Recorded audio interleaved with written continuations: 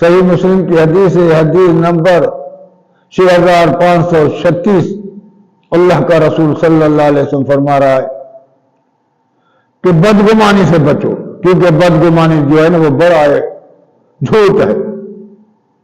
وَلَا تَحَسَّسُوا وَلَا تَجَسَّسُوا، اپنے بھائی کے ظاہر چھپے ہوئے گناہ جو ہوتے ہیں، عیب ہوتے ہیں، اس کی تلاش مت کرو۔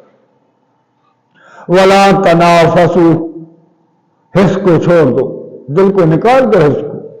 وَلَا تَحَاسَدُوا، اپنے بھائی سے حسد کو چھوڑ دو، حسد نہیں کرو کسی سے۔ وَلَا تَبَاغَضُوا، نہ کسی سے بغض رکھو، کیونکہ 3 دن کے زیادہ بغض کرنا وہ ناجائز ہے۔ وَلَا تَدَابَرُوا، اپنے بھائی سے منہ موڑنا چھوڑ دو۔ وَكُونُوا عِبَادَ اللَّهِ وَإِخْوَانَهُ، بھائی بن جاؤ، اللہ کے بندے بن جاؤ، آپس میں محبت کرو، پیار